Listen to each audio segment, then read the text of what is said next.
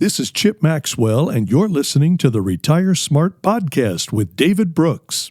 David and Chip investigate the shifting landscape of the U.S. housing market, highlighting growing concerns from home builders and a surge in excess inventory, especially in Florida.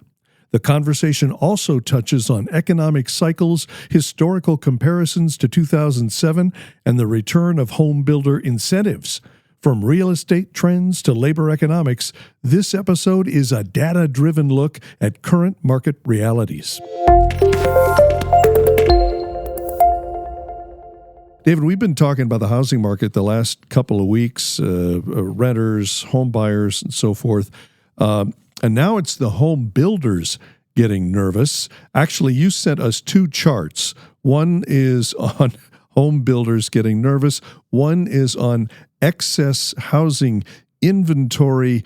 This was in Florida.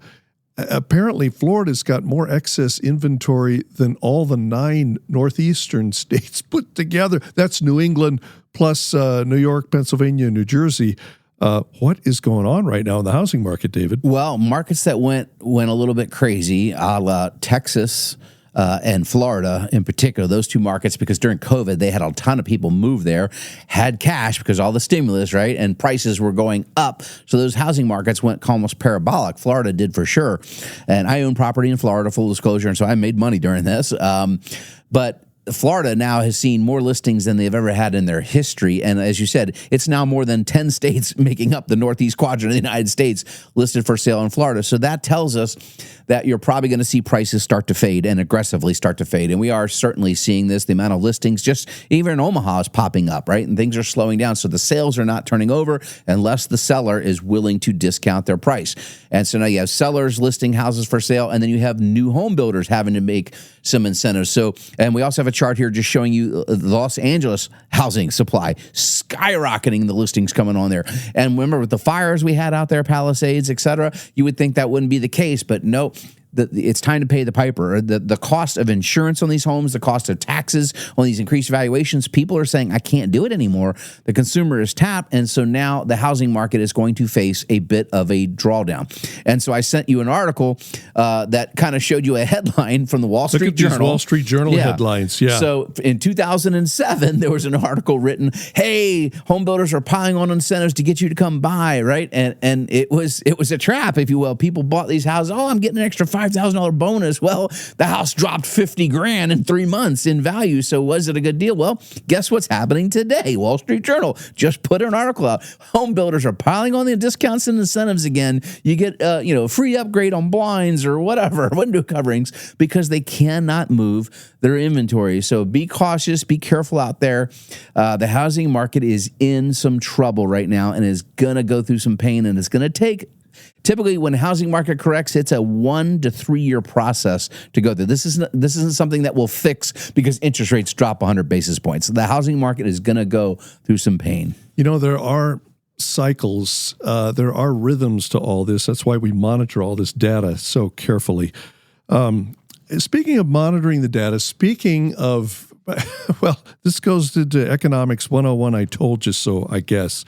The headline from the Santa Monica Daily News is Pepperdine, of course, is a university out in California. Pepperdine study claims fast food minimum wage prompted job losses.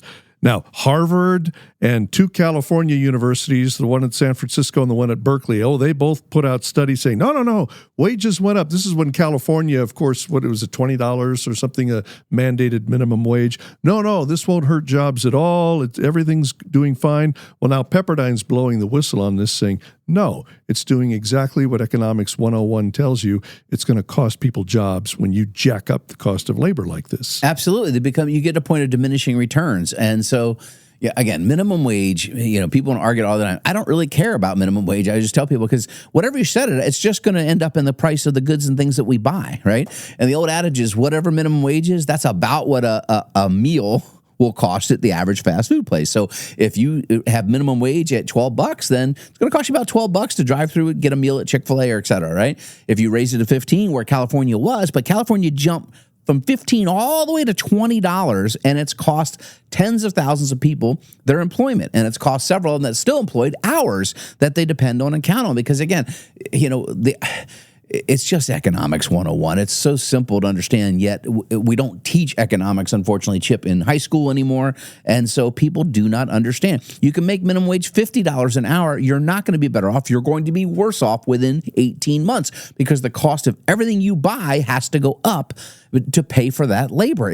There's no free lunch, right? And the other problem is this hurts promotions at work. I started my first job off the farm at Chick-fil-A in the Spotsylvania County Mall. You claim to have been on the ground floor for the Chick-fil-A sauce. Yes, it was our version of the honey mustard we made in-house before they even had a sauce. And the Washington Post did a story on this. It's true. It turned into what you now know as Chick-fil-A sauce. But Chip, I was paid $3.35 an hour.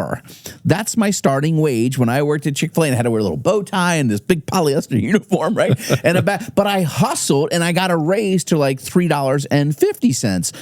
Right, and then to $3.75, and I was a shift supervisor, whatever the title was called. Started the management. Imagine that. It was like $4 an hour. Woohoo! But people understand is you had room to promote and pay somebody who was more productive at work. If you just keep raising minimum wage, you have to pay everybody the same wage because maybe somebody was $15 an hour, but somebody over here was working twice as effective, and you're paying $18 an hour. You got more productivity out of the $18 guy. You're glad to pay him.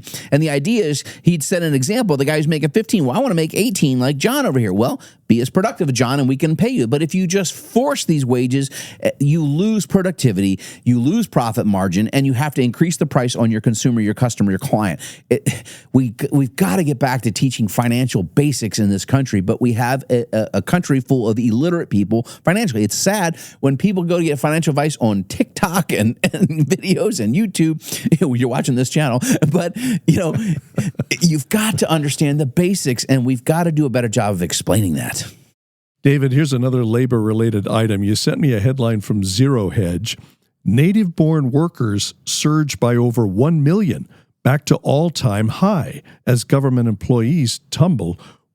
Is this a result of the border being closed down? Is this a crackdown on H-1B visas, or what's happening? Absolutely. So we just had the lowest border crossings in 25 years last month, right? Okay. So shutting down the border, which is one of the campaign promises, has actually happened. And amazingly, Chip, you have native-born Americans getting jobs.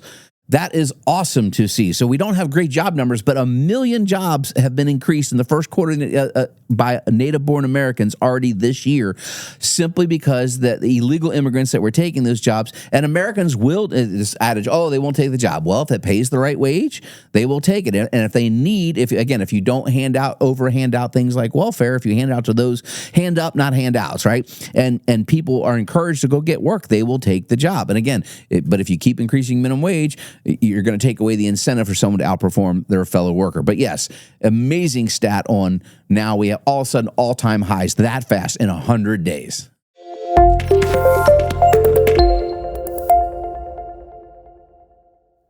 Thank you for listening to the Retire Smart podcast with David Brooks.